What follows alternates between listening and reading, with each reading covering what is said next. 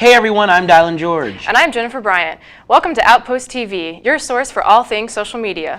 Today we want to talk to you about social media and global communications. Social media plays a huge role in communicating both locally and on a global scale. For many people, social media is the only way they keep in touch with family and friends around the world.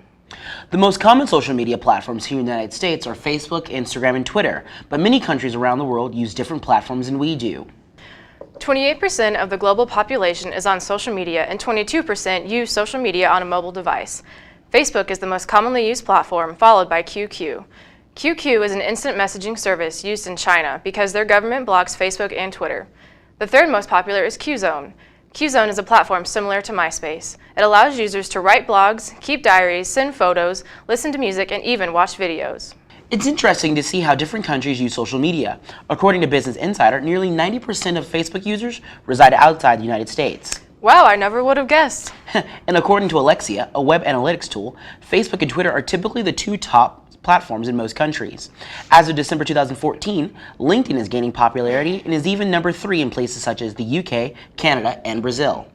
Another thing to keep in mind is that people around the world use social media differently than we do here. Just because social media can transcend geographic locations doesn't mean it's the same everywhere. An article from internationalsocialmedia.com has some tips to keep in mind when using social media cross-culturally. For example, is the audience you're trying to reach masculine or feminine? Meaning, do you use the approach and messaging of nature versus nurture? Is it a high power distance or a low power distance? Can you easily communicate to your superiorities, or do you have to go through several chains? All these play into a role of how people use social media. The article also says to be careful about which colors, design, and even languages you use. Each culture is different, and it's important to keep that in mind. Those are all really good tips to keep in mind. Being well-versed in communicating across cultural contexts is an important skill set that students need to develop. Recognizing this, Texas Tech is proposing that the university as a whole focus on the importance of communicating in a global society. That's right. Today we're joined by Dr. Todd Chambers, the Interim Associate Dean for the Student of Affairs in the College of Media and Communication, and a member of the university committee tasked with this major undertaking. We're joined here today by Dr. Todd Chambers. Dr. Chambers, how are you doing? I'm great. How are you? Good, good. Thank you for coming onto the show and talking to us. No, thank y'all for having me. No problem. So today we were talking about communicating in a global setting, or a global society. How important is it for users of social media today to be connected on a global scale? Well, if you think about the nature of social media, we're all global. And anything that we put out there, it can be picked up, and because you got to think about it from a network perspective.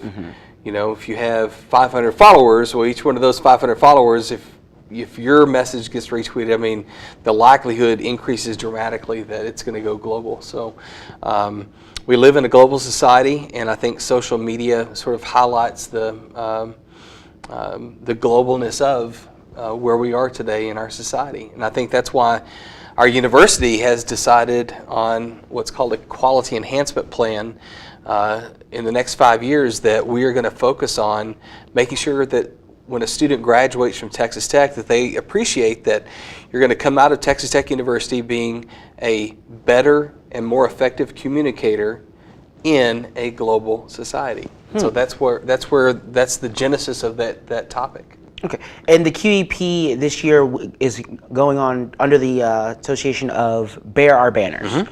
Why is Bear Our Banners the correct title for the QEP? Well, think about it. You go back and you think about Texas Tech, and you think about what we are and who we are.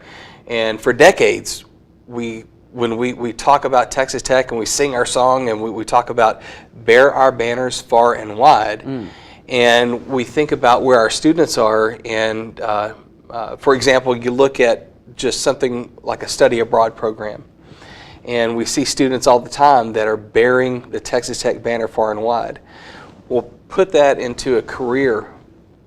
When you graduate, not too long from now. Yeah, when you graduate, our students are going to work in a workforce and working for companies that have global footprints. Whereas, yes, you may be working in Chicago, but believe it or not, the company that you're working for also has branches that may be in London, that may be in Moscow, that may be in Tokyo. And when you combine that with thinking about where we are from a digital and a social media perspective, I think it makes our QEP and even more important, because the student is going to go to work and they're going to have to learn how to communicate across cultures and across the globe with a lot of different types of people in their work and in their personal and in their social lives. And what would be one piece of advice you would give a student, not just here at Tech, but all students looking to get involved in the communication globally? Well, I think we can all learn. In fact, there was a great piece just a few days ago in the New York Times that talked about a PR practitioner, and with one tweet, how that Justine Sacco basically changed her whole career, and not in a good way. You know, where she basically was just trying to be funny, and like I'm guilty of that. I try to come up with the funniest tweet of the day, right? But unfortunately for her, as a PR practitioner, by the time she left London Heathrow's airport and got to Cape Town, her phone was blowing up because she didn't have Wi-Fi on the plane. Didn't realize that she had become a global hashtag. When is Justine going to land? And find out sort of the controversy that her tweet ended up making. And I think that's just one example of why this whole generation that has become part of a social media generation has got to learn that the things that could work in my generation, where I didn't have to worry about something going viral, right? Well, now then, with social media, the ease of access, and like I said, networks, and it's not just about the 179 people that are in your network, but it's about the 500 that's in one others, and the 1,000 that's in the other, and so that's where you got to.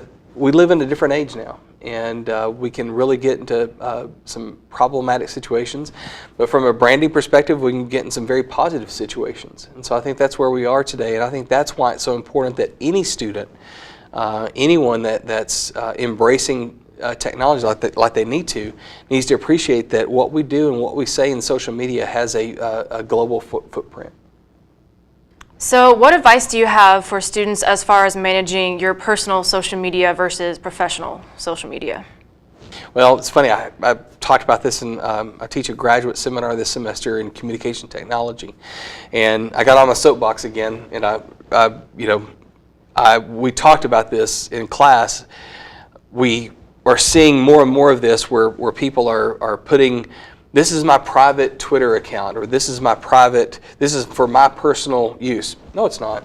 It's public. No matter what you say, and we anecdotally we see case after case of people losing their jobs, or getting asked questions, getting put on suspension because of what they posted from a personal. Well, it's my personal. It's really not your personal, because everything is public. And it doesn't matter if you put little language in there, this is my personal account.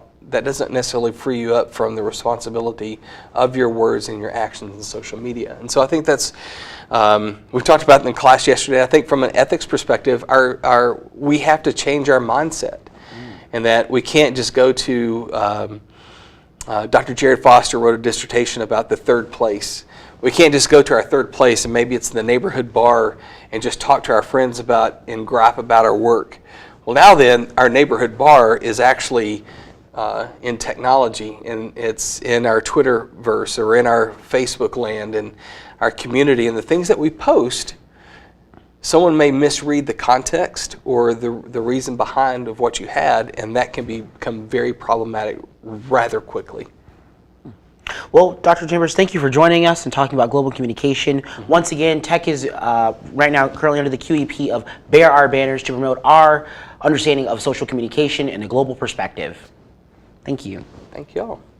Well, that's all we have for you today. I'm Jennifer Bryant. And I'm Dallin George. Don't forget to like us on Facebook, follow us on Twitter, and subscribe to our YouTube channel. Thanks for watching, and we'll see you next time.